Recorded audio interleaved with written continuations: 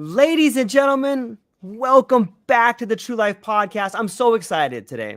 We have an incredible guest, and I know that for those people who enjoy intelligent conversation, you're going to enjoy the guest we have today. One, Henrietta Szutorisz. She is a biomedical scientist, an entrepreneur with more than 25 years of international experience in various fields such as virology, cancer, development biology, stem cell research, neuroscience, and behavioral studies. Her academic work has received numerous academic awards, both in Europe and the United States. She's a double threat there.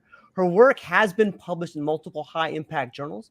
It seems to me that on any given weekend, she's presenting something somewhere in the United States or in Europe somewhere. It's exciting to see. In 2023, Henrietta founded Objective Recovery, which is a new startup that uses neurobiology and modern digital technology to address the lack of effective personalized solutions to substance use disorders. Henrietta, I'm so thankful you're here today. How are you feeling today? Thank you so much, George. I'm very excited to be here. Thanks for having me, and it's an honor because I feel honored because I looked at some of the podcast and you have so many interesting guests. So it's good to. I feel honored to be part of it. So yeah. So I feel the same way. Thank you for the really nice introduction. So you actually introduced me really. What do I have to say? Well, I think that the points that you bring up in conversation and the ideas that you talk about and the people you influence say quite a bit about you. And I want to, before we get started, you and I talked previously a little bit, and you had told me a little bit about a lucid dreaming boot camp that you came to in Hawaii. I thought that might be a good place just to start off to get things going.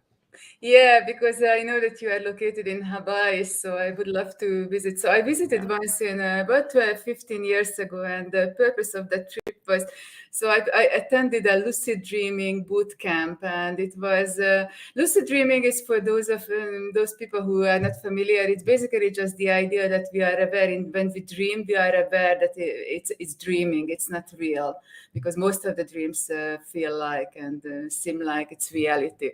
And so these guys who organized this event, they studied, so part of it is scientists. So it's Stephen LaBerge, and they have a very long history of studying this and organizing events like this. So it was basically a course learning about the background, the scientific background of lucid dreaming, the neuroscience of it, and what could be the potential applications. And there are many different potential uses like creativity, any kind of creative thinking, creative problem solving, and also just adventure. Because what's better than having all these adventures without having to take a drug or going anywhere, just sleeping. So I did that. So it's I think it's very representative of my interest. It's a bit like unusual, and I'm interested in. I like to explore many things that are not necessarily conventional. So that was just part of it. Yeah. Do you think that was something that began your inspiration into being an entrepreneur? Was this ability to manipulate dreams? No, that actually started very much earlier in my life. So it started actually in my childhood because I grew up with an entrepreneur father, and who was very. So we had a very close relationship, and I actually even helped him in his business as a child. And he even involved me into and taught me how to think and how to develop a business thinking, because we made deals that he would pay me to help him during summer vacations when I was in school in his business and things like that. So it kind of organically developed my interest in that from that relationship and his, being in that environment. And then I actually started my very first business with him. That was very, very different from everything that I have done since. So it was more like focusing on plants, exotic plants, and selling them, and creating a unique distribution of different types of exotic plants. And it lasted for many years. Actually, it was very useful to support myself while I was completing my studies. So to have some extra income. Yes. And then the rest of my businesses were, I kind of lived a double life. I like to describe it that way because I have this long academic background. I always wanted to be a scientist already when I was like 10 years old. And so that chemo just very early, and I never changed my mind about that. But I had many interests and also this business interest. So I always had this double life, meaning that I was doing research in academia, basic research, some clinical research as well, and always had different businesses. And the rest of my businesses were in biotech, and one in behavioral research technology, and the most recent one, objective recovery, is focusing on helping people find the best personalized solutions to addictions, substance use disorders. So that's more or less short version. Well, there's a lot in there. It seems, first off, I think it's an incredibly beautiful story to hear about you building a foundation of business with your father. I think that in some ways families are like a business, and there's all kinds of talks about family businesses, and you can learn so much in that way, especially about like an ethical way to run your life and see your life like that. Was your grandparents also in like that similar entrepreneurial mode? So actually, I never met my grandparents because I was kind of a late child. So they were already gone when I was, when I was born, and so. But I know that, from the stories that at least one of my grandfathers was also, he also had his own business, his own life. So that's kind of the influences, and I had many others around me also with that background as a child already. Yeah, I think there's something to be said about the environments we grow with, and the same for plants, or the same for the environment we find ourselves in, which, maybe we could think about mental health in the 21st century and the environment we're in. You had posed a really good question to me that was something along the lines of, is it really getting worse, this idea of mental health? Or do we just have increased awareness, less stigma, and the more people realize it and speak out about it? Like, what do you think about that? That's a great question, and I was thinking about it, but I just wanted to kind of throw it back to you and get your opinion about it. Yeah, so I can share a bit of personal Yeah, history with that please. because I think it's very relevant. So when I was growing up so I'm originally from Hungary in Europe, and when I was growing up, that was like a really long time ago, there was absolutely no awareness about mental health. So nobody spoke about it, and not even treatments were available. There was nothing like psychotherapy so popular in the United States, for example, but it was already even 10 years ago, not in my home country. So I grew up in a way that nobody recognized these things, but at the same time, I developed quite early in my life some challenges in that area, and that's also where my interest comes from. A big portion of my interest, and it was very hard to navigate that because nobody really understood, and there was a lot of misunderstanding. So, for example, I had an eating disorder when I was a child, and then other like anxiety, depression, things like, and later on I experienced an addiction, but at the time I was already aware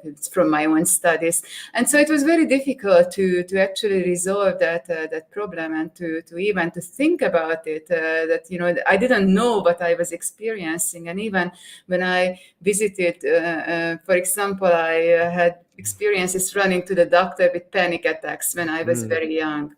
And at the time, I had no clue about anxiety, that was a thing. And so I thought that I had a problem with my heart. And, I was 19 running to my primary care doctor. And even him never mentioned that this may be anxiety, just prescribed me a medication, like a beta blocker medication that is now being used for anxiety as well. It's very common, but at the time, no. And it happened more than once. And so that's how I learned that actually, so I have this I have this kind of predispositions. It also runs in actually mental health issues run in both lineages of my family different types. And so I learned very gradually and through my own experience that mental health, the thing, that this is what I'm experiencing. And so, and this drove me into this field. And that's how I developed an interest in actually studying this, because I wanted to understand. If nobody else understands or tells me anything about it, I will. Yeah, that's really well said. Do you think that what was more troubling for you when you were going through this? Was it the fact that you didn't know what was happening to you? Or was it more of like, I want to understand this thing? Or like, what was it that was really causing the anxiety? Was it like a thought loop? Or does that kind of make sense? Yeah, it does. So I think from what I figured out over the years, I think I personally, it's not for everyone, but personally, I think I just have a physiological predisposition because other members of my family also had anxieties, and it's very well known that that's a thing. So some people develop it from early life traumas and things like that. But I think I definitely have that kind of physiological predisposition. So that's how, and so that's actually a very weird thing because if you don't know that's what's happening, then it always feels like anxiety is a very weird experience because it always feels like something is really, you don't know what is wrong, and sometimes people project it into the environment, onto other people, that the cause is something out there, something I'm doing something wrong, but it's very very often it's just so we don't understand. And so definitely my interest, the origin of my interest was first of all trying to understand what was going on with me. I think it's very common in people who ended up in the mental health field. We want to cure ourselves, and but also in a larger scale. So I had also, in my relationships, I also met other people who had different issues, and it was so puzzling and affected the relationship and many things. And so I just developed a very strong interest in this way. Yeah, I think that that's something similar that happens to most people. And it brings me back to the main question, which, is mental health in the 21st century, is it getting worse or do we just have increased awareness? I think it might be both and. I think it is getting worse and we do have more awareness of it. But I think that as we're going through this 21st century, it's a lot like your life. If we look at it from a fractal angle, society, the world we live in is becoming aware, just like you became aware when you were a teenager. And because it's happening on this mass scale, there's more awareness and it's just compounding in the effect right there. What do you think about it being a both and? Yeah, I definitely think it's both, and the awareness is even it has become almost like a fashion trend these days. It's like just we all want to be just improve our elevate our self awareness and awareness of the world. Or this the talk about psychedelics and these experiences. So it's a lot of interest, but at the same time, I think it's the lifestyle that compared to the lifestyle that we live now, and humanity, or especially the modern parts of the world, that it has changed a lot since I was born and I was a child. So it's the lifestyle that we live now. It's very very fast paced, and it's very high expectations, and also the access to information, and having the internet, and it's going now all these new technologies, and it has made lifestyles very kind of crazy a bit. Yeah. And it's very, and I don't think that human beings have had enough times to biologically adapt to these changes. And I think this is the other main reason, that the main drive that has created this increased prevalence of mental health issues in the last 10 years or so. And especially now we had the pandemic, and now the pandemic is resolved, but still the mental health in general, it's not, or the statistics show that it's not getting better at all. So I think it's the lifestyle and the awareness. Yeah. Do you think that maybe what we're seeing is, it seems to me from what I've read, the different case studies, and someone who studies this will know better than me. It seems to me that a lot of people, right before they have a breakdown, they have like the last straw or their last moment.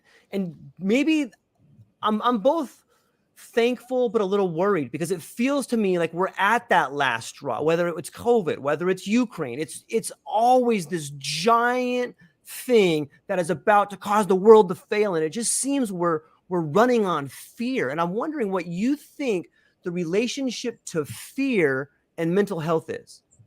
Yeah, it's definitely, that has also, it's because of this lifestyle, and especially in the past 3 years, the pandemic and the economic changes and all these uncertainties, that it's much higher level, created this higher level of fear. And So it's definitely it's kind of a doomsday thinking that many people Yeah. develop and keep developing, and especially probably you also see this, that the younger generations, like 20 something and teenagers, it's quite clear that they have a lot of mental health issues, and it's part of it is because they are aware of it, but it's also I think it's the consequences of this fast-paced crazy lifestyle. And Yeah.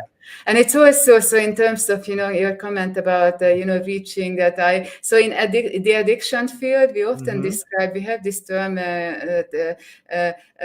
reaching rock bottom. And Yes. Well so put. that's something that there are a lot of debates among people who have experienced addictions or addiction professionals. If it's, some people suggest that that's usually what catalyzes change, real change, and the motivation for change in many people with addiction. So we can apply it equally well to any other, I think most other mental health issues, and even like an existential crisis, a normal existential crisis. But in my opinion, actually that varies because it depends on a lot of factors. It's not everyone has to reach the rock bottom, so the worst state, because what is the worst in my opinion for a human is what? Death, maybe.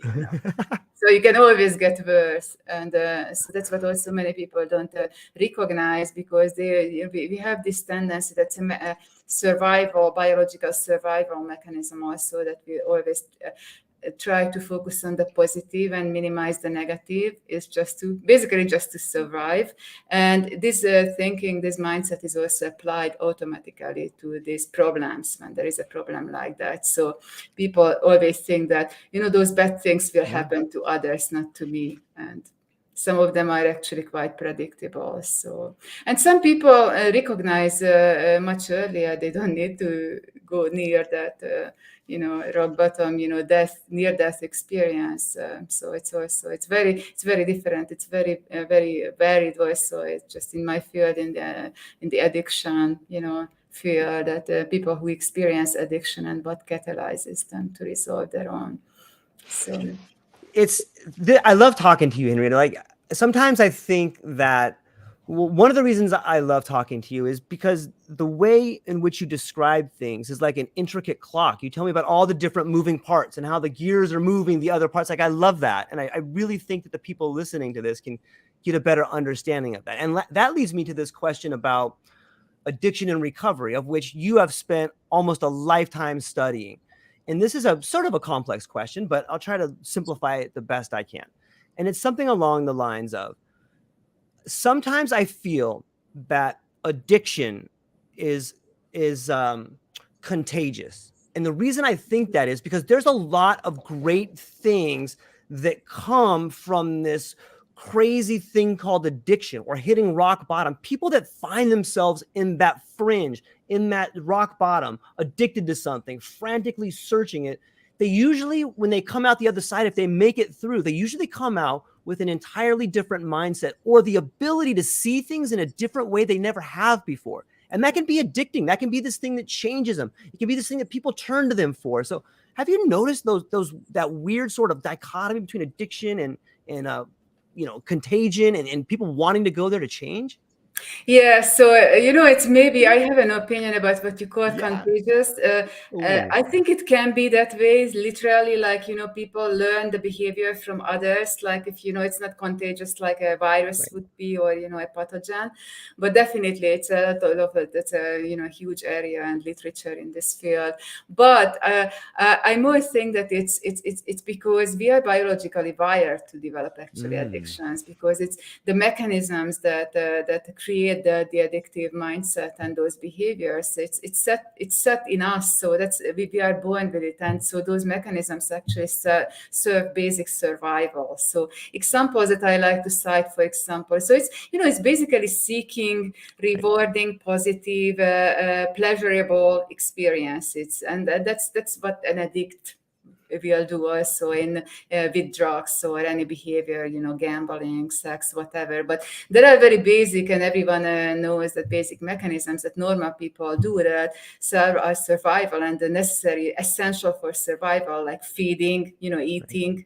And usually eating is pleasurable for most people. If it's not, then there is usually a problem. And procreation, and then sex. And so these are two things that are also, they can become an addiction. And so we are biologically wired to seek these experiences and to experience pleasure and, euphoria, whatever we want to call it, from these normal experiences. And what happens in addiction is that it gets, very often we use the word that that whole system is hijacked by experiences that are more, they provide a stronger reward, a subjective reward, like a drug. They are usually much stronger than a food or, a relationship or anything like that. So it's basically, and what happens is that some people are more, again, biologically wired, predisposed to seek out these experiences. And so that's also, there is a huge body of literature that genetic predispositions and other types that can actually trigger people into these negative self-destructive behaviors that turns into an addiction. Yeah, it's fascinating to me. I'm curious, when you, was it this process that you went through and then all the things that you've studied that helped you open up objective recovery? That's the first part of the question. The second part of the question is, at Objective Recovery, at your new startup, how are you using neurobiology and modern digital technology together? Yeah, thank you for asking that question. Yeah. So the first part, so that's the main inspiration for that was actually my own experience with addiction. And now luckily it's in the far past, so I recovered from it. It was a very difficult experience, just like for anyone else. I was not exempt from, even I was a part of this experience when I had a drinking problem, and I'm very open about it. I speak about it on social media everywhere now, but I used to be very secretive, just like everyone else. And so, of course, that was very difficult, and it was very difficult to resolve. That was also the experience that partially inspired me to actually change, make a big shift in my career, my research career, because before I have not always been in neuroscience. I started out in other areas of biology, like you listed in the beginning of this conversation, and that inspired me for this change. Because again, as you alluded to, I wanted to understand myself and just how this works, and that was a long time ago. And then I resolved my own problem, and it was so bizarre even experiencing this with all the knowledge, because I was already a neuroscience during part of that experience and studying actually addiction. That was my specialty, and I always felt like almost like again double life, and because I was hiding it, to my knowledge nobody really knew about it unless I shared it. So this dissonance, this cognitive dissonance that it created, in my mind, that was one of the most difficult parts of the addiction for me. And so even when I decided finally that I want to change my life, I want to quit and recover from it, it was a very long process. So it was not any easier for me, even with this background. Maybe a little bit easier, but it mostly became easier once I found the practical resources that were a good match for me, that helped me in my recovery. So I couldn't just cure myself and just with a mindset change. That it doesn't work that way for most people. So I needed other help, and so I was also just like many other people. At first, I tried things that were not a good match for me, and I got stuck in those. Sometimes even people develop just this concept of trading addictions, that when someone had one type of addiction and they quit that one, and then they have this predisposition, they are still seeking something, they don't resolve that issue, that they don't feel that kind of whole, or whatever we want to describe it, and then so they get into other experiences, and it can go forever. And for example, I got almost like addicted to a community of addiction recovery community online, and that was so bizarre. And I was not even, it was many years ago now, but even with me, I consider myself very introspective. I have always been, but being in active addiction and going through that, why it's happening, it's very hard to see clearly. And I was really stuck in trying to just over and over, even trying this method, and people were just trying to, the community members trying to force me that this is what you have to do. And luckily I got out of that and I found what really worked for me. And so I just went through this whole experience myself. And then about 2 years ago, I made a big change also again in my career, and I quit a long academic history. I had over 20 years, so I always had an academic position in different areas, and I decided that I wanted to become 100% self-employed and pursue consulting first in these mental health areas, and then this idea of objective recovery and focusing on the recovery side had been incubating in my mind for a long time. And so I decided to finally pursue it. First, just doing some market research last year, and it showed a lot of interest. And then basically we started this just a few months ago this year. So it's brand new. And so again, it's the problem that we are addressing here is also what I experienced, and I saw many people experience. It's not really developing new treatments, but the problem of choice in the first place. What would be an appropriate, the best, personally most suitable treatment or treatment combination for a person based on their own background and that what drives their problems and how they make decisions, their thinking style, and everything, personality, and then and also their goals, because that's also part of the big issue in the addiction treatment industry, is that very often the provider tries to enforce a goal onto the person who tries to recover. That, for example, many providers still only believe in complete abstinence, and that's very hard. That can be extremely hard to achieve for many people. So we target this problem of choice, and since we have this, the era of technological development and the AI and all these tools are available now, so we are using actually an AI-powered, machine learning-powered method to assess people and create an experience for them. So it's a gamification. So it's not just a questionnaire, and that's how people usually, when they see a psychiatrist or psychologist, they are asked questions, but that cannot reveal really unconscious motives, for example, that are very important for addiction. So we want to tap into that, and so we are creating this gamified experience and assessment, and collect data during that experience, and then use that data to match people with treatment. So that is amazing. I love it. I love the idea of using, well, maybe like you said, it's not like a brand new, you're not revamping everything, but you are taking this idea of, okay, everyone's got to just stop cold turkey. Like, that's not going to work. It hasn't worked in the past. And if it does work, people that stop cold turkey usually relapse. I think I read somewhere between 7 and 8 times before they make it. So they're never really stopping cold turkey. They're just stopping in chunks. And that can be just as detrimental to people's health too, because when you're told to just stop doing something, that doesn't manifest in just the act of the thing you're addicted to. It usually stops in, okay, I'm not going to talk to my friends. I'm not going to go outside. I'm not going to do, that comes with a large chunk of other things.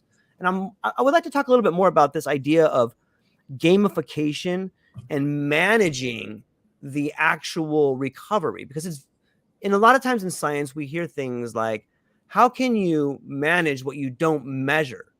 So I guess when you have a game, you're able to measure your progress and seeing how you're performing at that level. And when you put it in the language of gamification, you're kind of taking out some of the seriousness, which is sometimes a roadblock for people. Maybe you could talk a little bit more about the way in which you're measuring these people's, the way you measure their recovery and how you manage it.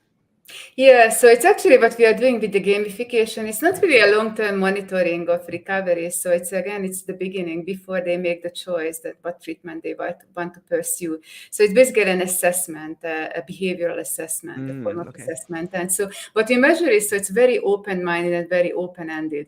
And people can create their own narrative their life narrative. So basically share during this experience, via this experience, who they are, what lifestyle they have, and where they come from, what experiences they had earlier in their life, and also how this problem developed. And what they do is basically it's just almost like a conversation, but with through this like fantasy-like environment in the game, and then they don't need to think. And that's exactly the point that is important, that they don't need to think about how they answer, answering questions or anything like that. So they just engage, just like we are engaging in a conversation, but it's much more spontaneous than that. But we are measuring, so this is what we are still figuring out, because it's still, as I mentioned, it's very early stage. So it's product development, early stage testing, and figuring out what type of information is most useful. And so it's basically the narrative and also the decision-making characteristics. And so basically different aspects of that personality. And so it's again the trick, if you can put it that way, is that they don't need to think. It's just like addiction itself is it's an impulse problem. It can also be, they can be as impulsive as they want, and they can also and then so it's basically just a normal, a natural way of sharing who they are, and non-judgmental, also private, because they don't need to go to an office or not even to a community. It will be just the platform and the person, or if they want, they can do it with a doctor or any treatment provider. And so it makes it very, they will, the expectation is that they will feel much more comfortable and to share who they really are, and without probably parts of themselves that they don't know, because they won't know what type of data we are collecting during the experience. That's really well put. I think a big part of it may be not knowing who you are. And if we look back to the classics, it was Socrates who was like, know thyself. And it sounds to me, if we backtrack so that we can move forward in your discussion about your addiction, it seems that you came to a point where you thought different about yourself, and then there was change. And then we fast forward into what you're doing with objective recovery, and it sounds like you're providing people with an opportunity to see themselves differently. I know that's kind of a lot right there, but does that sound accurate? Yeah, it is quite accurate. Actually, there is also a part that we will compare the data from this gamified experience with a traditional self-survey, so like a questionnaire. So the goal of that is that with the survey, it's just simple questions, just very similar to any psychiatric or psychological instrument, or behavioral testing instrument. And so that's more like a conscious way of answering questions and sharing who they are. And then so that will be one source of data, and the other source is this gamified experience. And one goal is also to compare them, the results from the two, the data from the two, and see if there is any discrepancy, because that can reveal that can be very helpful for people to see where they think their own thinking is probably doesn't match with what drives them really, and provide feedback, a very clear feedback. And so they can, it's just like how I learn myself, that some things that I thought about myself not necessarily what would work for me, or what other people recommended to me were not the best choices for me. It's on some level, I'm wondering, when you give people this behavioral test, is it like you give someone like a Briggs-Myers, or they figure out if they're EFNG or EFNJ, and then you could tailor something to them that would more than likely fit their pathway, if that kind of makes sense? Is that something similar? Yeah, it is actually. So it's good that you mentioned the MBTI, because actually I'm drawing some concepts. I like very much that one, and also some others. And I'm a big fan of personality testing, personality areas. So I've done basically probably most of the tests that are out there so far in my life. I find it very helpful to the result. And so it's drawing concepts and ideas from many of these theories, different systems, but it's also the synthesis, putting them together in this, like a 20-minute experience is brand new. it's synthesized together. And it's also, some of it is just really hardcore neuroscience and behavioral psychology that is not really personality theories, but it's also involves that decision making characteristics, because that's very important about, again, the choice of treatment. For example, I can tell you an example from my own life, that when I was trying to use this community, I was always told that you need a community to recover from an addiction. That's the most important thing. And many people do find that the most helpful. For me, as I shared with you earlier, that was detrimental, because I just got hooked on that, because I was so isolated due to this addiction and many other personality tendencies in my life, and I used it the wrong way. And so it's basically, I was just trying to straighten out those perceptions. And so it's actually in my own experience, I had some ideas at the very beginning what might help me, but I just rejected them very early, like medication and more like scientific based, not community based methods, because knowing who I am. But I just listened to this, and just basically did the wrong thing, and I ended up doing what my intuition suggested to me, and that worked for me. So in my case, but it's not for everyone. Yeah, it's interesting to think about, and that kind of brings me to this idea of relationships. Sometimes the relationships we have with things, you could describe addiction as a relationship, or you could describe your relationship to that group, your relationship to spirituality. So when I bring out this monster, this monolith called relationships, like, what do you think about?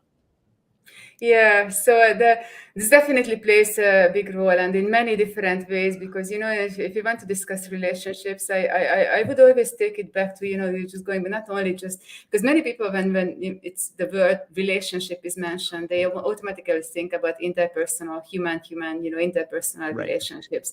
But the actual word, if you look up in the dictionary, it's not that. It's basically just a connection of things, concepts, objects, anything. It's a connection. And so the situation that connection creates, that's the relationship.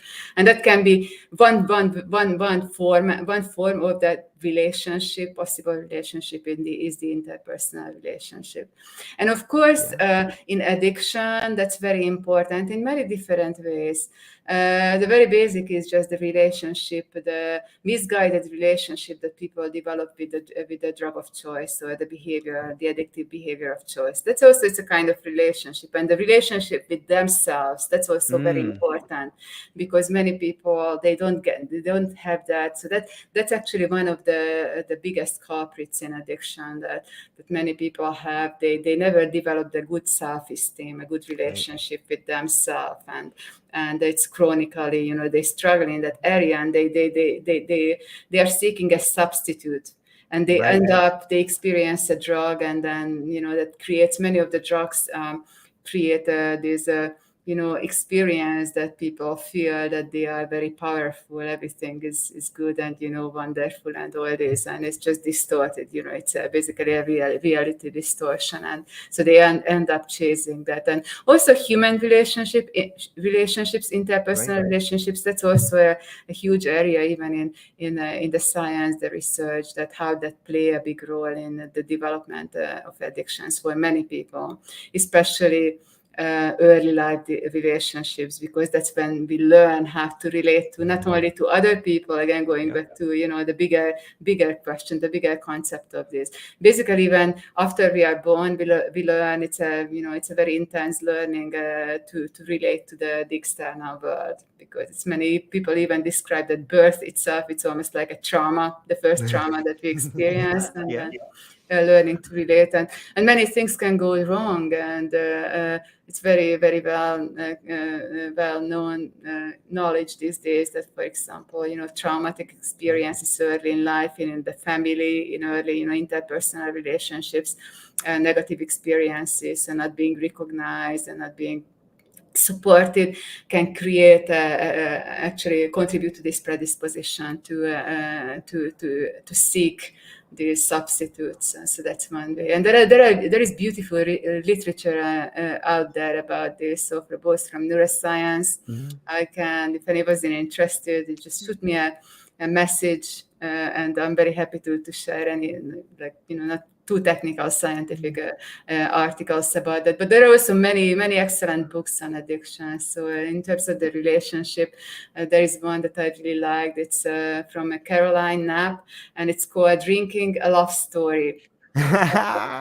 I love it. So you can probably understand immediately that so that the author experience also recovered from her own drinking problem, and so she discusses in that book the whole how the addiction affected her life and relationships, but also the other way around, how the relationships problems could led to this problem later in life. There are others. There is another big figure in this field, early life traumas and relationships, and this kind of problems is Gabor Mate, Dr. Gabor Mate, and he focuses. He really believes that it's kind of, in my opinion, a bit more too universally, that it's always some kind of early life trauma and relationship trauma that leads to the development, contributes to the development of addiction. I don't view it as extreme. I in my opinion, it's a bit more varied. There can be different causes and combinations of causes. Yeah, but he's incredibly brilliant, but I think he's explaining his own life when he's talking about that. He's like, I had childhood trauma and I have relationship trauma. Therefore, and it makes sense. We all do it. I'm just using him as an example. But the things we have in our life, that's our relationship to life. And so we see those things in the other person. We relate to them, those things in our life. I think you are a great teacher. And I think that you would be I think that's kind of what you're doing with objective recovery. And if we just stay there for a minute about relationships and teaching, wouldn't the world be a better place if kids in elementary school began to go through courses in relationship? Like, that should be a part of every subject: math, English, science. It should have a background in relationship. And I think people would really have a more holistic approach and a more realistic approach about their lives and what is possible, and, good and bad, and just all these crazy words and meanings, but the idea of relationship is so important. What do you think about beginning to teach people about relationships earlier in life? You think that would make the world better? Yeah, I completely agree. That would be wonderful. That's a bit similar in my mind to what we discussed about the whole mental health awareness. Yes. That how, I know that we discussed a bit online before this conversation. There's the role of relationship building in business and how that changed in the past few years. And so that's in my opinion, part of it is that also people have become more aware in recent years of the importance of relationships, and it's also how that can what can happen when those go wrong. And this is also in my view, it's what's behind that, why it's so important. It's not just it's not just interpersonal relationship. It's again, we are wired for it. It's not only because we are a social species, but also the way the brain works. So everything works, the thinking and memory, everything works through association. So it's never just one thing that we experience and that we remember. So the memory, for example, it's probably you have experienced this as very, very often. We recall experiences when there is a trigger, for example, when you hear a piece of music or whatever that reminds you of something, and there comes with it a lot of big chunk of memories. And so I think that's our brains are wired for relational thinking and emotional, style that involves basically it's also these connections, the interconnectedness of everything, reality, whatever you want to describe it. But it's actually an objective thing, in my opinion. It's not who humans created that. And what happened is that we have become more aware of the importance of that. And to your question, the original question is that I think it would be wonderful to start teaching kids early in life, but it will be very important then to have the right teachers, because if some of those will be the people who abuse also kids, Yes. that wouldn't be good. They wouldn't teach the right lessons. And so that's, I think that should be part of education, and it's actually on the conceptual level as well. So to raise awareness. And to prevent, because prevention, if we can prevent, raise awareness of people early in life, and that could potentially create, just people could avoid some problems through that. Yeah.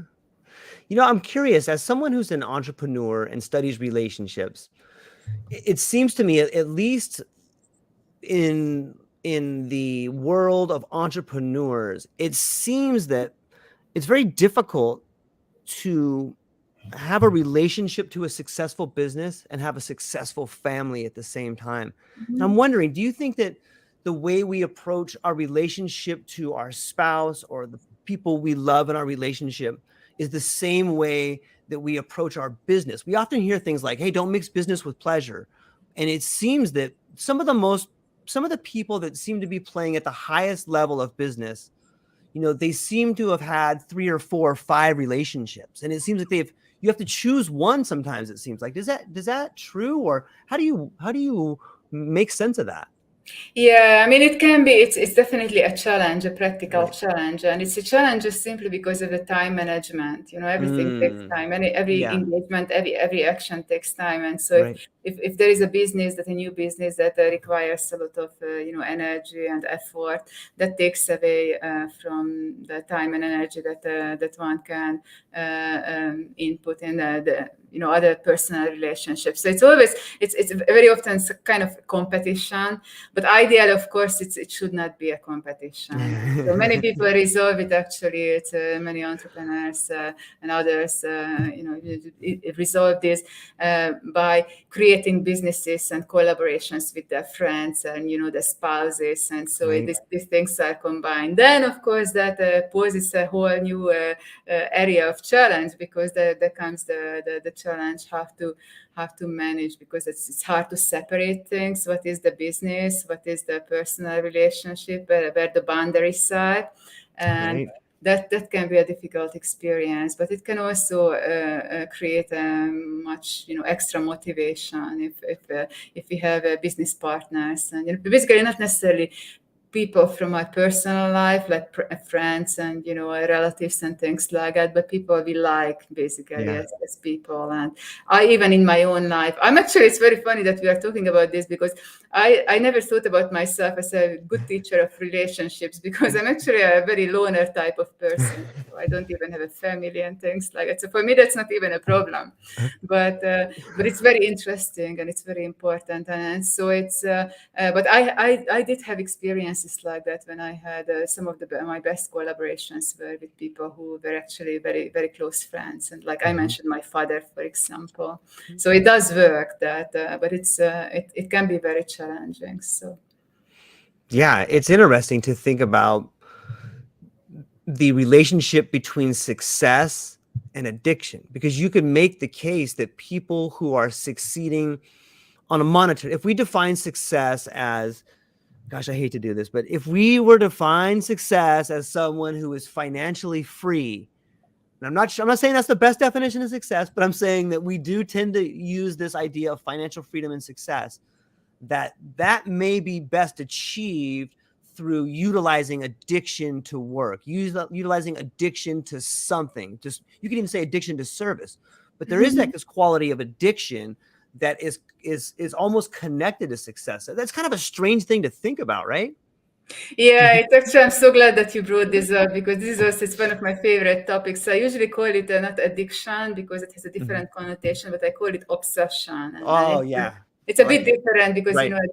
addiction is basically that something that is destructive, and obsession is Mhm. not necessarily just a preoccupation with something that we are interested in.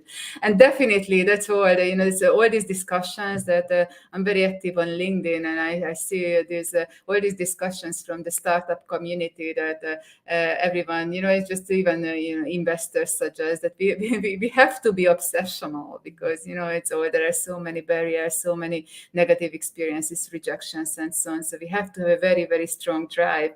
And many people who become entrepreneurs, especially repeatedly, they have that naturally because that's also just like addiction. It's not exactly the same as the predispositions to addiction, like the same genetic background and everything biologically, Mhm. but it's also known, for example, disorders, mental health disorders like OCD. Yeah. That can also have some of that also can have biological predisposition, and so that's also some people are born with that, or it's just basically part of personality, biologically determined, and those people have a higher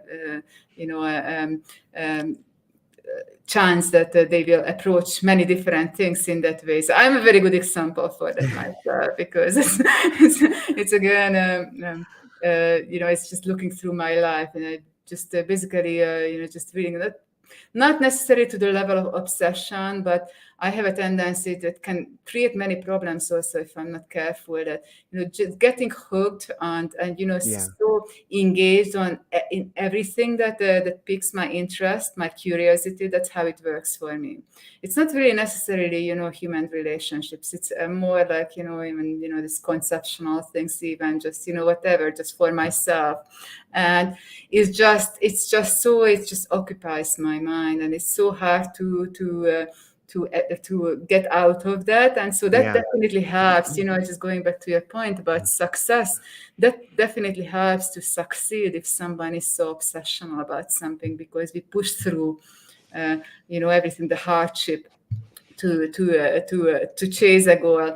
But of course, if someone is predisposed to obsessions and has this kind of tendency, that can create all the other potential problems as well, just like negative sides of obsessions, addiction, that's was that form a drug, to a drug or behavior, or other behaviors. Relationship, just continuing that line of discussion, that many people get hooked so much on relationships as well and become the obsess over another person or a relationship, that can also become a problem. So yeah, so it's like a double-edged sword, definitely.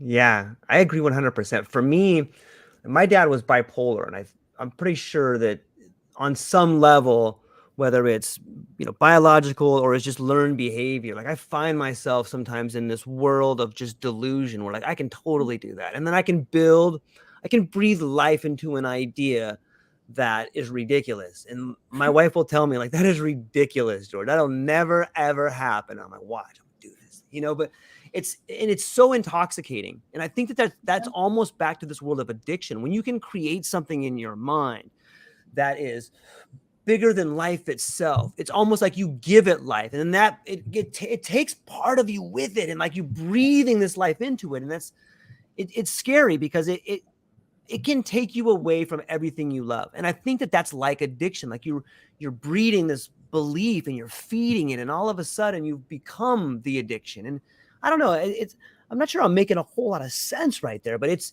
so fascinating, this idea of obsession, addiction, and the world we live in, especially with social media. Like you said, you can go on LinkedIn, and if I'm similar in that I'm a lone wolf in a lot of ways, and I like to be alone. I really enjoy having my thoughts and shining them up and manipulating them and setting them in certain ways and then trying to share them with people. And when you get that dopamine hit of sharing your idea with other people and they pick it up and like, this is amazing. It's like it kind of allows us to find our own people out there. But when you do that, you alienate yourself in a weird sort of way. How do we make sense of all this? Yeah, it makes perfect sense to me, and I also find it very relatable because, I for know. example, you mentioned bipolar disorder. So I was never formally diagnosed with it, but I definitely think that I have tendencies, and probably, for example, especially during the period when I was drinking heavily, I think I could Right. have been diagnosed Medication. like very easily because it was so obvious. So it's definitely, I know what you mean by the experiences and the mindset, and definitely. It's very challenging the age of social media and the Yeah. technology that has become a huge issue on its own. That technology was originally meant to make life easier for us, right? Not more difficult. But of course, with it came all these also these types of issues that it's so intoxicating because of the in part it's because of the novelty. Novelty usually it's very rewarding also for people. Right. It's part of biological wiring, and it's especially the just these past few years and all the changes in technological revolutions and the AI and everything, and the social media, and also the way social media works, and that you can have a community, you don't need to go anywhere, so it's basically effortless kind of. Yep. And that's part of it, because normally, when we have a like a real-time 3D relationship, we have to it takes more effort, to put it that way. The social media doesn't. So it's very, very easy to get hooked, and all the it's actually designed in a way, and people who create these platforms, they are very smart. They actually use these concepts from the neuroscience and how addiction and Right. these mechanisms work to create those platforms and to pull people in. And so it's very, very, very hard to once you engage to not to not to remain hooked. And that's also one thing that I really like to discuss, because I experienced that was also one thing that I experienced very intensely. That's also coming from these obsessional tendencies, the social media. So I never really used like conventional social media much. It's only LinkedIn that I Right. use now. It's for the professional purpose that I like very much because it's very useful.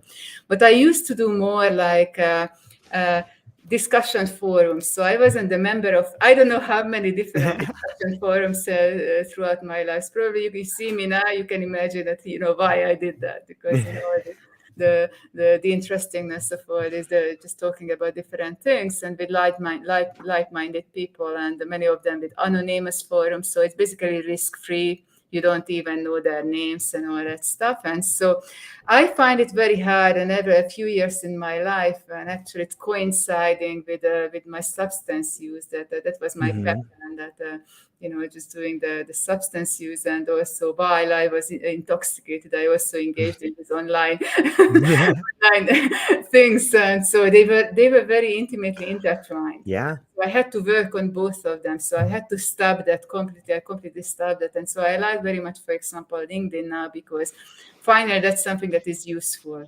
professional. I Right. use it for professional development. I don't use it for finding friends, although that can also happen, but that's not the primary purpose. But it's very hard, and I think everyone is affected by that. Everyone who has access to internet these days. Yeah. We often hear about the way in which the internet is making us more unhealthy, whether it's a dopamine addiction, or whether it is seeing the very best of people, even though that's not a real representation of them.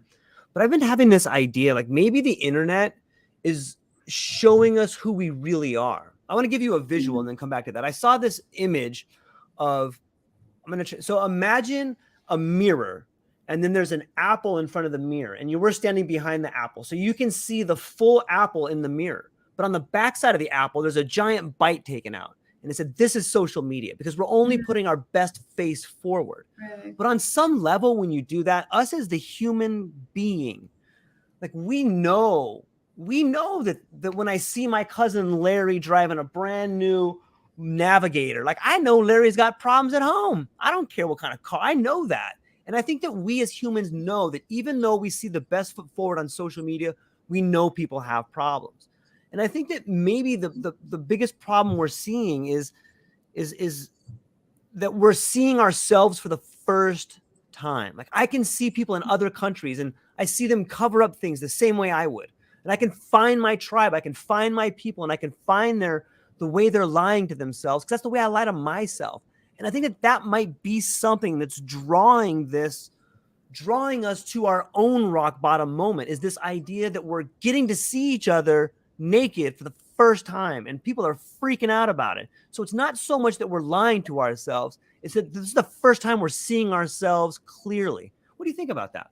Yeah, I like that direction very much, and it's like another one of those trends that sometimes I call, like, in a cynical way, like fashion trends. That is, these days it's so, everyone talks about authenticity and how important it is, and that has become one of the primary values for society, modern Western world at least, just many parts of the world, and so it's everyone aims for that, but of course, what can we do on social media at the same time? We I think almost nobody shows the whole picture and the image, and so it's very selective. And of course, there are also the critics of social media, like we all know that it's very selective, and it's fake. Many people call it fake directly, but I don't see it that way, because I completely agree with you that there are very many good aspects of it. It's not only that you can use it for professional development, or to develop a constructive, positive relationships, but also exactly like you said, that to create, not only to see yourself reflected, or reflect yourself in what you put out on social media, but it's also it's part of like how we develop goals. So when we come up with an idea, and how we develop that a new project. Usually in the beginning it's just an idea, and then many people try to we speak about it very often, like this phrase that fake it till you make it. Kind of like that, and it can be useful in a positive way. That start talking about it. It's like many people now on LinkedIn and other platforms talk about they call it like building in public, building a business in public, and it's a process, and it's useful in many different ways. It's not only the trivial, like finding partners and clients and so on, investors, but also basically developing and fine-tuning that what is often called a personal brand, but experimenting with through trial and error, but a personal brand, well-fitting personal brand would be. So I'm going through this process right now, doing it on LinkedIn, and it's super interesting. And also to your point, and why this works is, I think this is also rooted in part in the neurobiology and how we are wired, because it's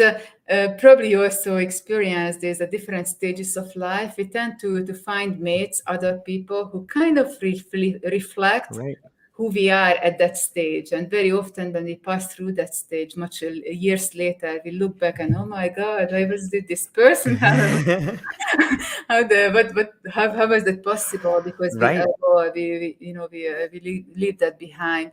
And so this can also, this works also on social media, that we connect with those people that, we feel like-minded, we have something common, and then we can see who they are, what they present, because everyone presents the best parts of themselves on social media. And that can be very beneficial, because, of course, I don't want to integrate the worst into my business from others. I want to steal, the best, to use the best.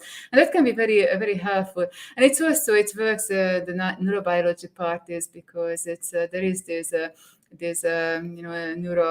neuronal pathways and parts of the brain. Probably, maybe you have heard mirror neurons, and so, but it's not as simple as that. So it's more complex. It's basically, how when we have a conversation, it's like almost like we immediately unconsciously adopt to the other person, and we kind of pick up the cues and style of the other person in order to be able to have a conversation or an interaction. And it works in social media. So I use it actually. I have been using this for now many years, very, very consciously, because I discovered this quite a long time ago, that we can use this, seeing others who I am drawn to.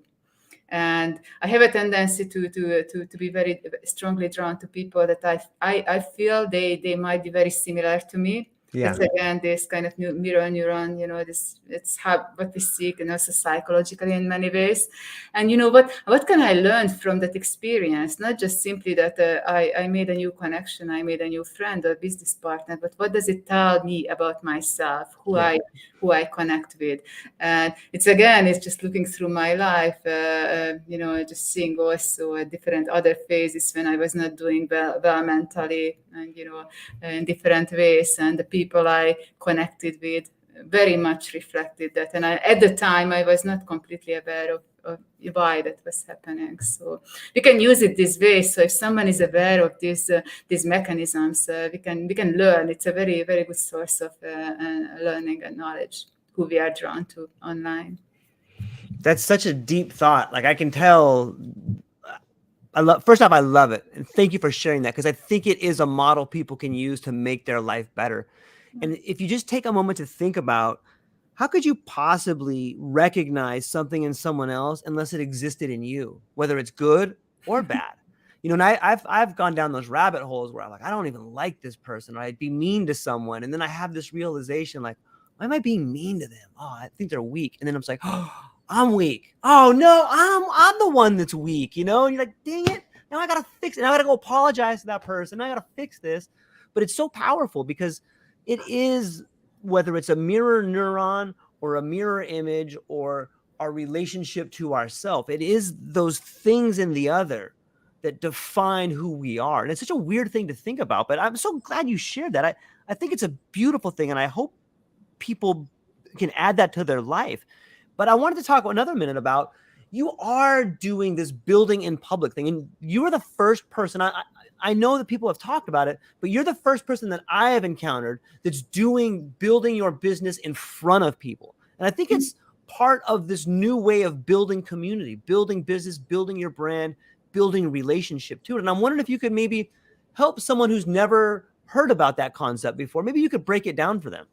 Oh yeah, absolutely. Actually, I'm not the best example. I'm very far from the best example, because I do a very moderate version of this for various reasons. So I don't, just put out everything online, and don't post as frequently as many other people. So there are many. Actually, we are going to have in a couple of weeks a live discussion, a panel discussion, just about this concept, building in public. So I will post about it, and we will post about it on LinkedIn. You will be able to see. Yeah, I would love to. And but it's definitely it's a very helpful experience. And also I have been active on LinkedIn only for a little bit over a year now. Before, I just had a profile. I never really posted anything. I never looked at it. I just put it there to people can find me. And in the beginning, I was very hesitant to get into it. I'm still hesitant for different reasons. For example, my product has some, it's a kind of healthcare related product which comes with very serious legal aspects and regulations and security implications that are super important. You can go, immediately crash if you don't handle those well. So we have to be very, very careful how we speak about it and how much we share online before it's established sufficiently to meet all those requirements. So I'm very conscious about this. I don't do as much as many others, but it's definitely very useful. It's also in terms of the, who we connect with online. And one aspect of this, and that has been a lot of my experience, is that when we feel that we find someone who seems like-minded, seems like, very similar in different ways. That's a perception, because very often online, of course, especially online, we don't know that person. We don't know anything about their lives, especially on LinkedIn. People don't post as much about their personal life, the day-to-day life. And so it's more a perception and intuition. We can put it that way. And very often it can be misleading. And I experienced this many times, that it can be actually a lot of that part of it, that initial intuition and impression can be projection. And because that's also something that we are wired to make projections. That's also part of how, that's whole system that we just very briefly alluded to in the brain, the mirror neurons and so on, the circuitry. That so it's basically we never really have access to, I don't want to get very philosophical now and get into a whole different area, but we never really have access directly to reality. What is reality? And that's why it's a huge. It has always been a big philosophical question, and now it's also a scientific question. And so it's also the same for in other people. When we meet other people, I think very often what happens is that when we meet someone new, we are just wired to seek similarities, and it's very emotional. So it's driven by emotional relating, and whether it's coming from an experience that other person shares, let's say online, and I experience, so it's like sympathy, or it's something else. It's more like thinking style. That's how I tend to relate, like this intellectual connection. That's my thing always. And thinking styles, and I have a very good kind of radars for that, to recognize that I really jump on that, because I love to have interactions with people who are similar in that way. But often I had many experiences when I initially thought, and I was so excited that I found a person like that, it will be my best friend, my new best friend, and it didn't turn out to be that. And it turned out that my perceptions were not correct, because it's like we can also, it's just this, what happens is projection, that there is a very vague image that we can detect, and then if you infuse it with intuitions, and sometimes it's intuition is not always right, and I had many experiences when I had this initial excitement that I found a like-minded person, and we will do something really great together, and then it was we had the biggest and the ugliest conflicts, and the biggest level of just basically not compatible. And I had a few of those as well, and I learned from those, and how to recognize. That's also a challenge, to recognize there is a new connection. But I see in it what excites me, what drives me into it. Is it really what is out there, or is it my projection? And it's very interesting to think about. It's fascinating to think about. I wonder if there's a study, or maybe we could just use our own lives. If I sat next to you, Henrietta, I'd be picking up different signs. Like I would be catching pheromones, or I would be able to have the felt presence of you next to me. And there's so much communication that happens there. And I like what you said about infusing intuition. So if you and I were together, and I'm picking up all these different body signals and facial contact and stuff like this, and we're seeing each other close with our eyes, and then I infuse my intuition in there. Do you think that that's a much better read than me trying to infuse my intuition into who you are now? Because even though we talk, we can build this great bond together, and we can infuse this intuition in there. Do you part of me thinks that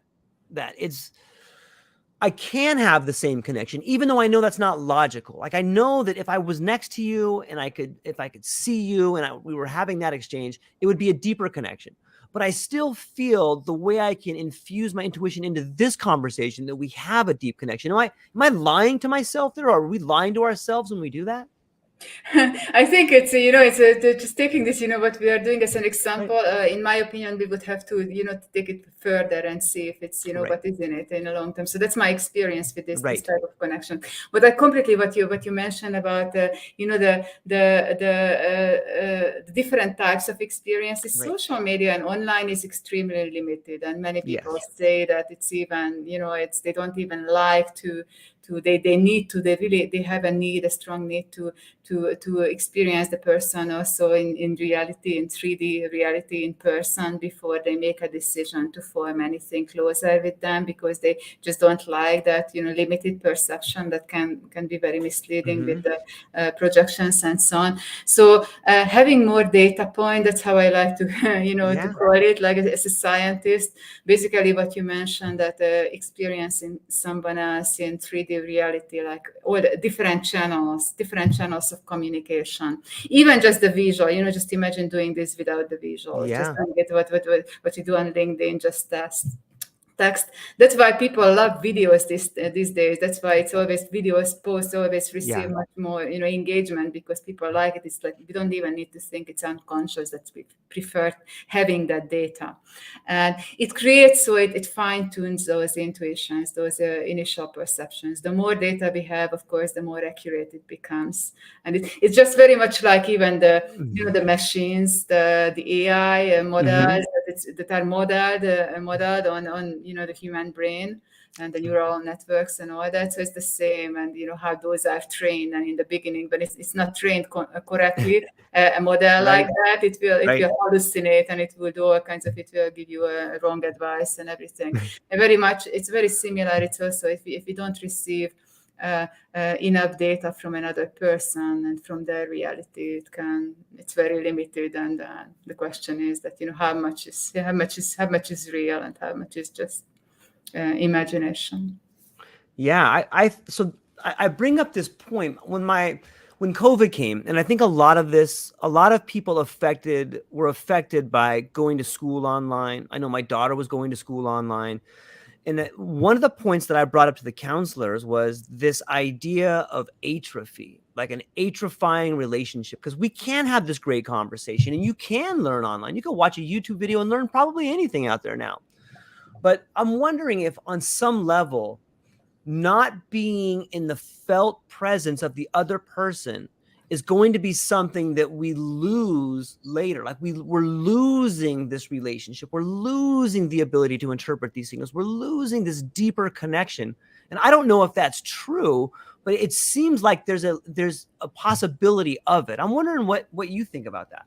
Yeah, I definitely agree. It's like, it's not only that we lose data potential, data point that it's not possible to obtain, but definitely it's just having a relationship online is not the same as having a relationship in person.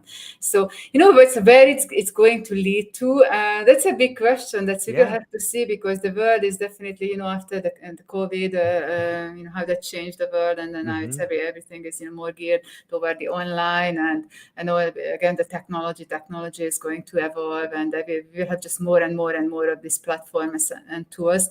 We will have to see where it leads to. And one thing that I'd be very curious about is that, are we going to be able to adopt to this to a level? It's like, it's what we discussed about mental health and how the modern the world lifestyles in the past 10 years, it's not, we didn't have enough. The speed is so high. We didn't have our biological working. We didn't have enough time to adapt to that, to meet some of the requirements, and it creates dissonances, and that's why we have many of the mental health issues in part. So it can happen also due to this tendency toward the online and technology, and so that's why there is all this, the excitement on one hand, all the excitement about the technology and the AI and those tools, but also a lot of people are really in the very, very intense fear, and it's that fear is driven by many different things, and in part it's because many people just are afraid of losing exactly what you said, that losing this. The way they know connection, human connection, and so they will have today at work, there will be AI tools, they will have to talk to an AI instead of another human at a large portion of their work hours, and so many people don't like that. I'm actually much more excited about that, because I got into this virtual world and living in the online world, like very, very long time ago, and that was actually a problem for me for a long time, and so I found a way out, not really out, but find a way to find it useful and to turn it also into a business. So I'm satisfied with it now. So I'm more excited about it than fearful.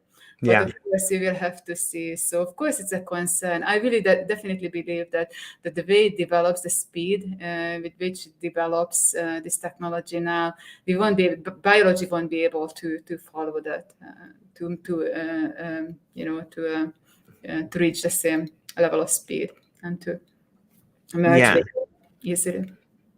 Yeah, sometimes I feel like we're co-evolving with this other organism at the same time. And I I I am so thankful that you talked about how enamored you are with it, and that you have a good relationship with it, that you can build a new version of yourself together with it instead of being afraid of it. Because I do see a lot of fear out there where people are like, AI is going to do this, it's going to do that. Yeah. And I'm not saying it won't do that, but you can choose the meaning of it for yourself. You can choose to have a valuable relationship with it.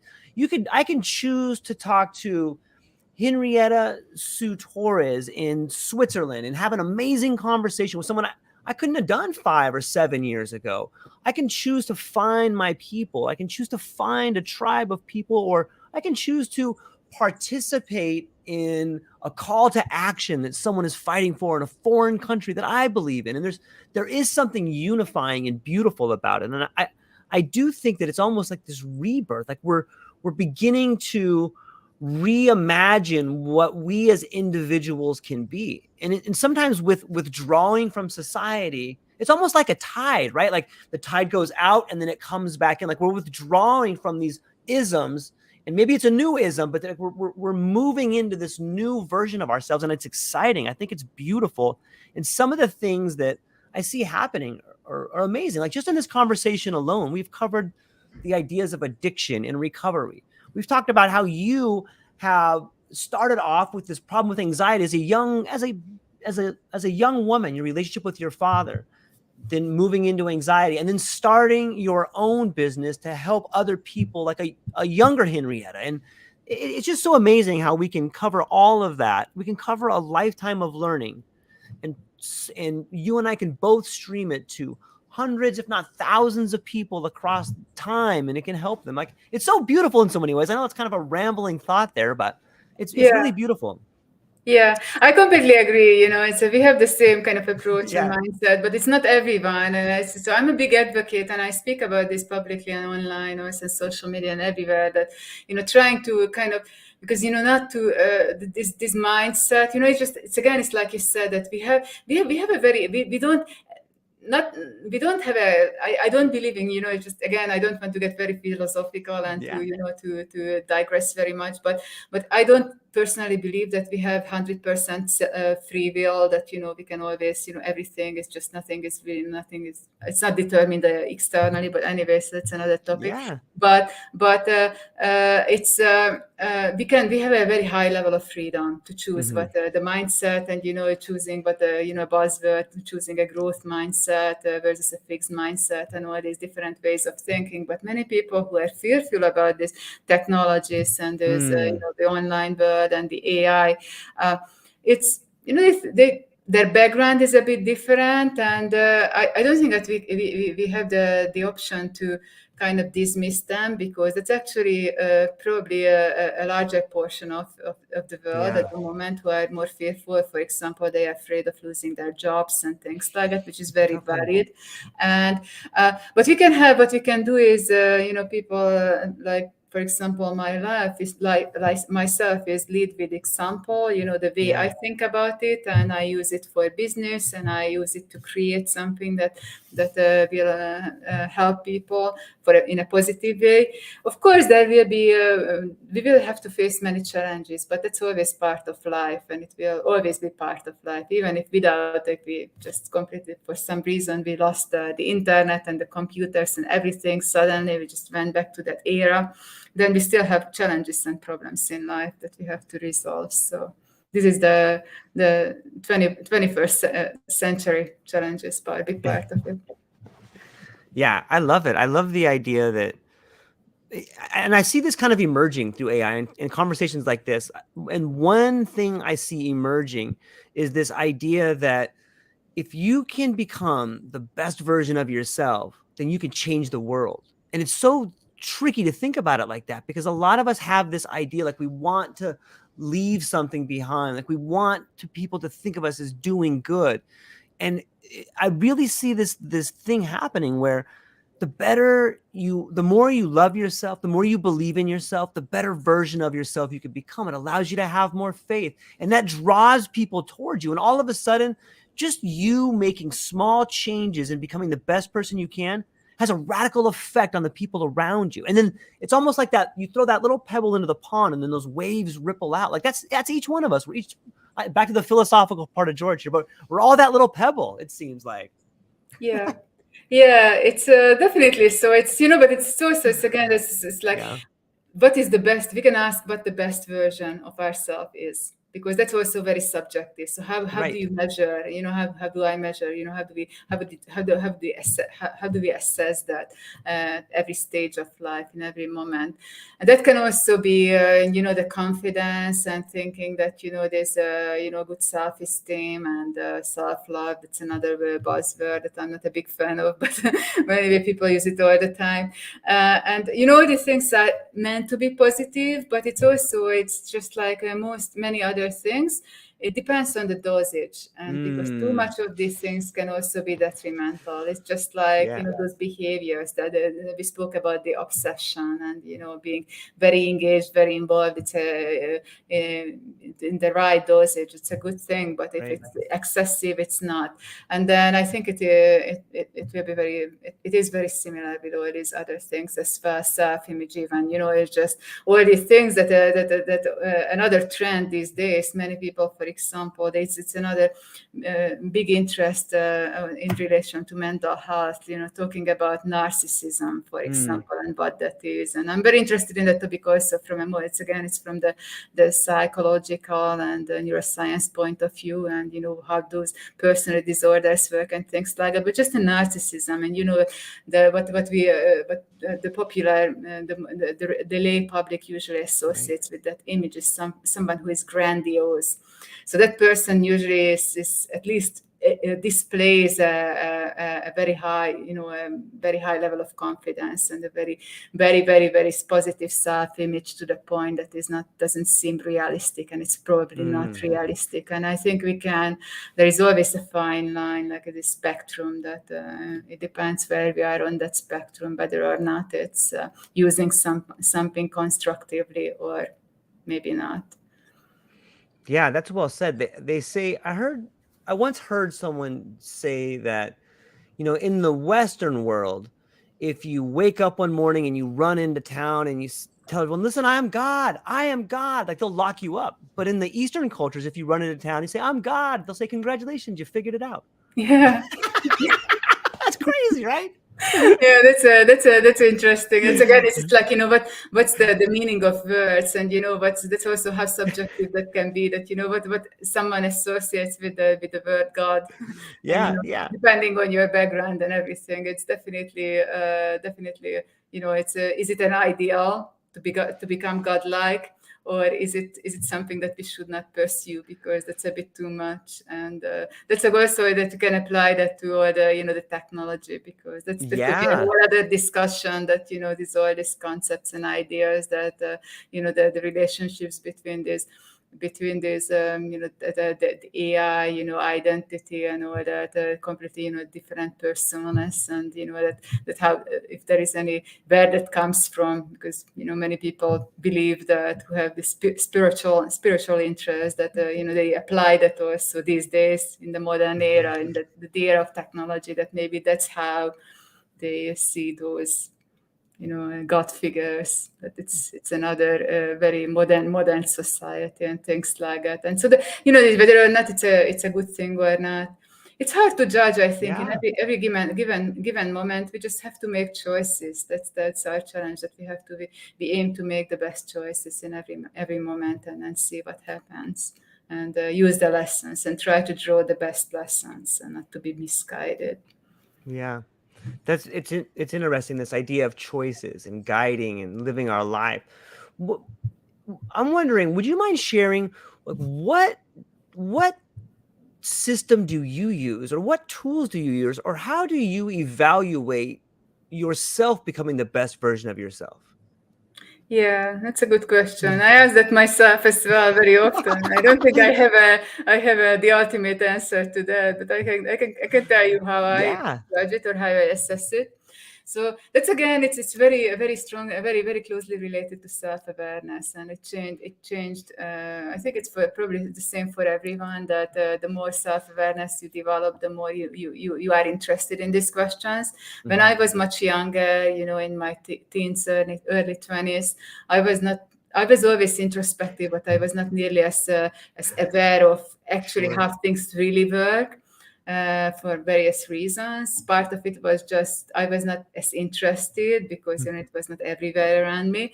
And the way I judge it, it's when I was younger, I basically I just thought I just followed my curiosity. That was my biggest drive. And I just had this discussion, actually. I just responding to someone's post this morning on LinkedIn that it's just this suggestion that we should not listen to what other people say and follow other people's opinions. So actually that was a problem for me when I was younger, because when I was much younger, I was so basically not caring what anyone said.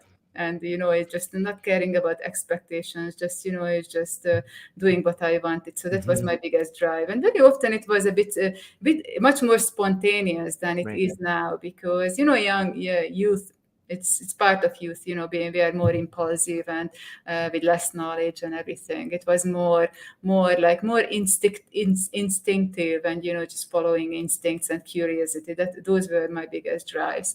Now it's much more, I always assess whatever I do and how I see myself is that, just looking at the larger picture and looking at also what is my goal. And it's always, I like to assess these things in a specific context, because, if you just ask the question, if you ask me the question, what is the best version of me? It depends in what context, for what purpose and all these things. And so I think for me it's important to define goals, both short-term and long-term goals. Of course, there will always be uncertainty. Many things won't succeed and so on, but to have goals. And then one type of assessment that we can always do is to see, to assess how much closer we have gotten to that goal, that purpose, whatever we want to achieve. That's one way. In terms of, being a good person, or, like personal attributes, it's very strongly also related to personal values that people have. I think everyone, it's a lot of psychology. I could speak about that also for 2 hours or more.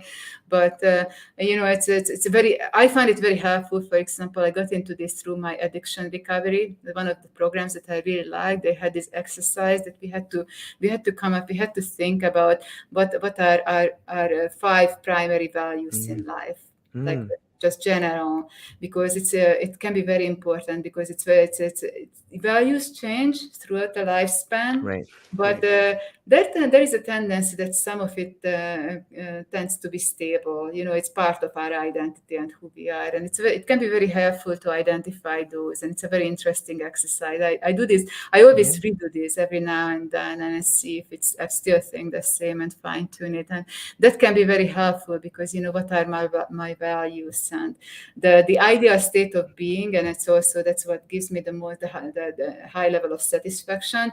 If I feel that I am aligned with my values in terms of my actions aligned with my values. That was also one of the biggest difficulties in addiction, in experiencing addiction, the cognitive dissonance. This, values is one thing, and then what I do is another thing, so they don't match. And then all the hiding and manipulation and everything to keep up with this discrepancy, to maintain it. And for me, it's that's one thing that I seek out very consciously. I think about these things, it's every day I do this assessment, basically, even I do not in a very articulate way. I don't talk to other people about this all the time, but just in my head, that whatever I do in every day, is it I like to, it's a very simple question. Whatever motivation I have or impulse I have, is it useful at this very moment? How is it useful for you, instead of just pleasurable or fun? Because it's so important, but that's not all of it. And so it's always in the context of like larger goals. And also part of it is also exploring the unknown for me. I've always been very driven by novelty. That's why I have this whole career and interest. And so I just simply like the process of trying out, almost like sometimes I describe it, trying out different identities. So, different professions, different interests, and how that works. And so that's just interesting at what I can do with these different ways of approaching life. I love that. That's such a beautiful way to do it. And I think it provides people listening to this or watching this some tools. And I really am kind of fascinated about the idea of trying on different identities. And it's true. If you're willing to be honest with yourself, you can, and you can, if you're willing to be honest with yourself and you take time to contemplate what's going on in your life, you can pretend to be a different person and even become that other person for a little bit and see what it's like and play with the idea of, well, if I was this way, then people would think of me like that. And sometimes when you do that, you can get a really good reflection or a third person point of view about yourself. Like it's a whole nother perspective like that. I'm glad you brought that up. That is an effective tool to change your life. It's pretty profound, really. It is very, I completely agree. It's very helpful to try this thing. And we can actually use relationships in this way, because if there is someone who is, I mentioned earlier that I like to connect with people who are similar to myself, but that's actually not always very often that's not the most useful type of relationship, because, we don't have, we just seek out the same things. We have the same weaknesses and everything, so we don't really complement. So, and we can use many different experiences in this way to fine tune this image, even just looking at what type of image and personal brand someone presents online, and learn from that and try it out. And it's experimenting. So I think it's always good to be experimental, because again, I love theory, as you can see, I'm not against that at all, but it's if we only stick with if we get stuck at that level and we don't apply experience, we can be very, very misguided and using only intuition. Intuition is also generally, basically intuition, very often people feel that it's like something esoteric, mysterious. But again, I approach it, it's from a kind of neuroscience, psychology perspective, and it's not much more than perceptions that we are not conscious about, unconscious level, and then we can become conscious about. And then, of course, based on this, because we accumulate experience over lifespan, intuition can become much more accurate with more experience. The more experience and data we accumulate, the more accurate it can become also. Yeah, I love that. I would agree. I think that maybe in the last 100 years, or maybe since the Industrial Revolution, this idea of mysticism has kind of gotten a bad rap. If we look at people, like maybe one of the greatest philosophers ever was Alfred North Whitehead, and he spoke really highly of mysticism. He has this quote that I always keep with me that says, the last part of the quote says, mysticism, clarification, action.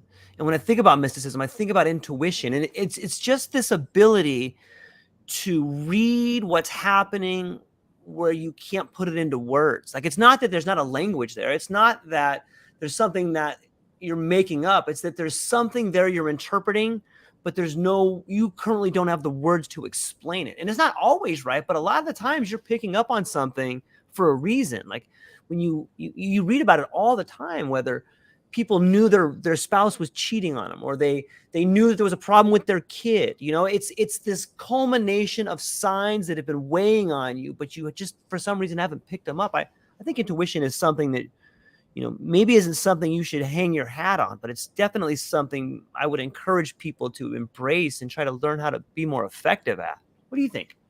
Yeah, it's definitely, it's being given as an advice by psychologists and coaches and people like that it's for people who are not really naturally using intuition as much as I use it a lot. I've always been this way, but there are different. Some people are not as comfortable with using intuition, because intuition is like is internal, like subjective.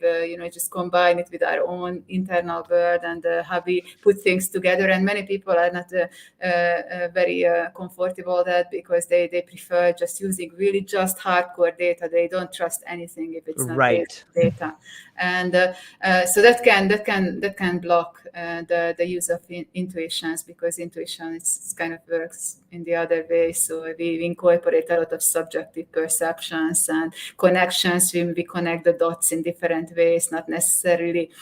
For example, I had to learn as a scientist. It was a challenge in the beginning of my career, because I was always I had a very this kind of intuitive thinking very strongly always. And when I started doing experimental science, my first mentor really gave me a really hard time to actually look at the data and use data. So he said that he used very, very kind of harsh and rude words to me, Right. that you have to learn that, because that's why you are here. You are here to do science, not just to speculate.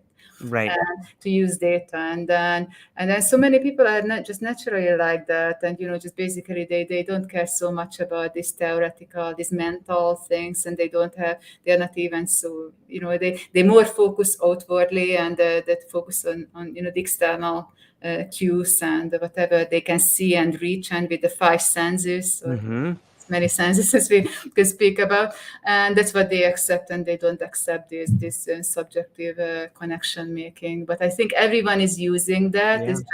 It's just some people just have a preference for more like hardcore data versus these subjective processes. It's a weird thing that It is. speaking from a scientist, that I know. I actually prefer the intuition over data, but you have to. I think you have to use a combination of both in order to be realistic. And well, I think that this is something that's probably made you successful, and I think that it's this foundation that's going to make objective recovery an incredible success. Is that, and if we pan back out, science has carried us a long way. But I think what we're seeing, and mysticism and intuition are bad words in science. Hey, we want the data. We want the data.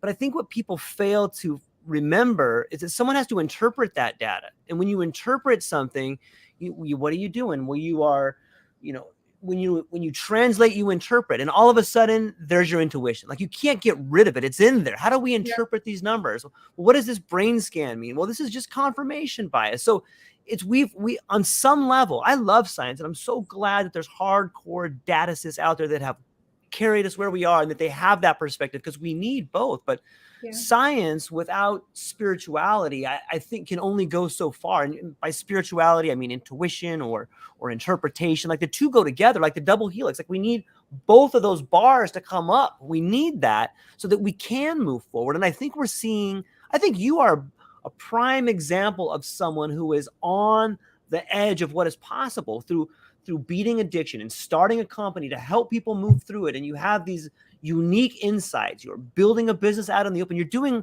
You're on the cutting edge of what people are doing. And in a lot of ways, you're leading the way. And I see this heartfelt expansion into intuition as a really positive thing. And I'm thankful that you're talking about it, because I know for a scientist, sometimes it is a bad word. So thank you for doing that. Yeah, thank you. So it's also speaking of fine tuning intuition with data, actual hardcore data. That's also part of our goals. Just to mention very briefly with objective recovery, that I talked a bit about the assessment that we are building, but later on I also have a plan to integrate much more like organic biomarkers that can be taken, genetic information and other things, that the brain imaging and things like that can be used to fine tune this. The assessment that we are building is very intuitive. It's basically, it's based on I'm the conceptual, drive behind it, and just putting it together. And so it's very intuitive. I actually don't even, that's why sometimes I get stuck in my own head, and I have to go back and redo a lot of things, because I just prefer to follow my own mind rather than, just look up the data sometimes. But in the end, that's part of the reason that I also want to integrate data. But just one point that you brought up this spiritual and mysticism. So that's actually also one thing that I'm very glad to see, that's the people, like, even ordinary people who would not be interested in like what's ordinary, but who would not be interested in this. It's these days. It's many people are much more open to those dimensions as well, and because it's I think in part it's also it's the progression what has led to that. Is this the awareness and this whole with one of the biggest basic questions of humans and human nature is that what's beyond just us as human beings. That's what leads to all the spiritual and religions and all these different areas, and people are more open to that. And even what I'm very glad to see that even science is much more open to that, to use many of those, to integrate many of those as tools.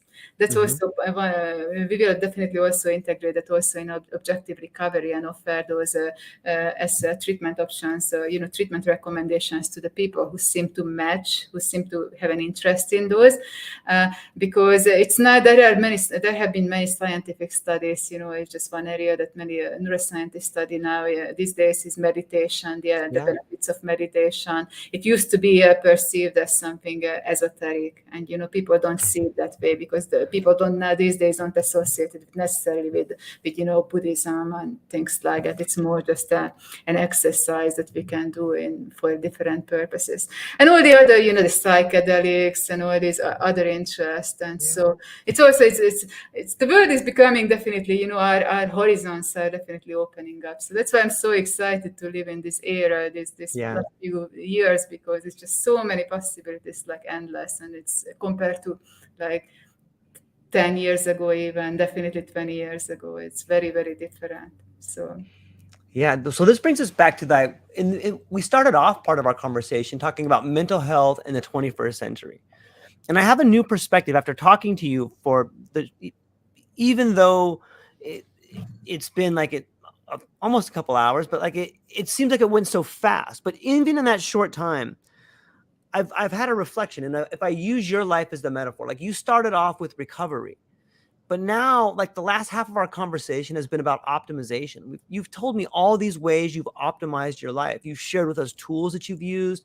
You've talked about ways in which you've seen the world, and it really seems to me like you've optimized and you're continuing to do so. And so I think that is what mental health in the 21st century is going to be. We're going to be moving from recovery to optimization, and it's happening. And I can see it in you alone. Like I'm looking at the sign that says objective recovery, and you tell us the story, and then here you are, 20, 30 years later, optimizing. And that is the path that objective recovery is going to show to people. When people come in and they meet you, they're going to see your story. When they watch this, they're going to see your story, and they're going to see where you are. And I think it's a story of optimization. Maybe recovery is the beginning of optimization. What do you think? Definitely, the way I see recovery, that's exactly how I see it. Because just getting into recovery after just having a big problem, that's a long process. So that's definitely, very definitely a process of optimization.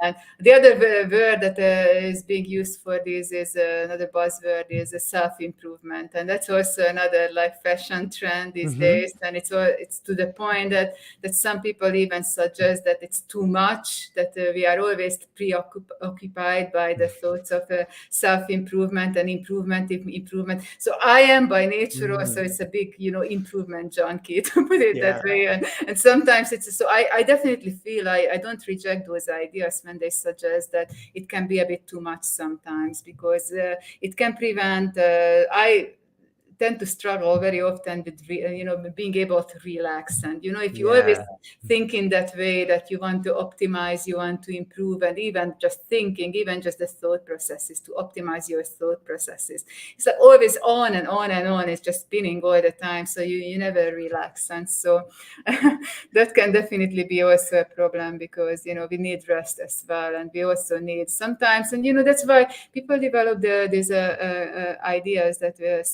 self-acceptance or acceptance, and radical acceptance, whatever terminology you like to focus on.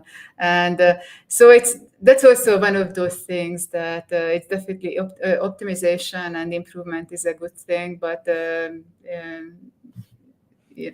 not probably not excessively. So it's the question of dosage. What is the right dosage? And what is the right way to? What is the optimal way to optimize something? It's like being very meta. Yeah, totally. It is, definitely. Henrietta, I'm having an absolute blast with you, and I really, you and I have talked quite a bit on LinkedIn, and we have shared some thoughts about posts, and we've had some really great conversations. But I got to say, talking to you here has exceeded all of my expectations. I really enjoyed it, and I'm hopeful that we can do it more often, because I think that the tools you're providing for people are, I mean, I'm a little selfish because the tools are helping me, so I'm hopeful that they help other people. So I thank you for doing that, and I'm curious if there's anything that is there anything that we haven't covered that you wanted to cover? It's time to wrap up, because it's also, I think it's probably for the sake of the audience, not to lose them. But I think we can leave it at that. And again, I also would like to thank you very much for having me. And I tremendously enjoy this conversation and, just getting to know you a bit. And I definitely also agree that, we have, just many shared interests and probably, overlaps in how we approach things. So it's a lot of fun. And so speaking of improvement and optimization, I would be, if you want, I would be happy to come back another time. Yeah, we could absolutely. revisit maybe in a year or something like that. Sooner than that. That can be also helpful for me, as a kind of accountability that, having that as a perspective that, what am I going to present in a year? And, so hopefully it will be an improved version of the company and myself and everything. Yeah, in my mind's eye, I have this idea of building a platform where people can have like an interesting debates, like some of the topics that we covered. I thought it would be fascinating if we could get like a panel of 4 people, and then we could have a topic that maybe maybe it's Chat GPT, or maybe it's this idea of optimization, and we could all have a different opinion about what it was. And then halfway through, we would be forced to argue from the other point of view. And I think that would be an interesting conversation for people to join in. And so anyways, I've got a lot of things I'm working on in my mind too, is what I guess I'm trying to say. And I would love to have you back way sooner than a year. I'm definitely going to hold your feet to the fire and keep you accountable, because I think that people can follow on this journey and they can learn. And before I let you go, though, where can people find you? What do you have coming up? And what are you excited about? Yeah, so the best way at the moment to find me would be LinkedIn. So if you just take my name, it's very unique. So just put in, everyone can find me very easily. There is also a lot of information about my scientific research and publications, everything online. And many of those, unfortunately, are not accessible publicly because the journals put it behind a paywall. But please, if anyone is interested, reach out to me. I can always send a copy for free of those publications. And most importantly, we will have a website up soon for objective recovery. It will be objectiverecovery.com. So objective recovery, one word, and .com. And so people will be able to find more information specifically about this. There will also be educational aspects. And also just to mention that we plan to have actually, you just mentioned that it would be interesting to have a panel discussion. Yeah. So this is one thing that I think it would be very, very interesting probably for your podcast. So do some of those, because they can be really fun and have different perspectives. But we plan to do one of those quite soon, in about two weeks of time, with some other people on LinkedIn. And the topic will be building a business in public and how we different. So we are a small group of people building different businesses with quite different backgrounds, and we will share different stories and our perspectives and answer questions. So there will be posts about that on LinkedIn, and usually it's also when I don't really attend many conferences this year because I want to focus on this company and building the product. But when I do, I will also post about that, or they will be on the website. Yeah, I can't wait to check it all out. It sounds fascinating to me. I would recommend everybody listening to this or watching this, go to the show notes, check out Henrietta, see what she's going on. She's an incredibly compassionate person who has helped a lot of people, and I think is about to help more people than she could possibly imagine with objective recovery. I'm really thankful that you were kind enough to share your experiences. I think that that's the way people learn, is through stories and understanding other people's traumas. And it's not always easy to talk about them. So thank you for doing that. I will be in touch. And ladies and gentlemen, hang on for 1 second, Henrietta. I'm going to hang up with everybody, but I want to talk to you for one more moment. So ladies and gentlemen, thank you so much for being here and spending time with us. I hope you enjoyed the conversation as much as we did. And we will be back soon. Aloha, everybody. Thank you so much.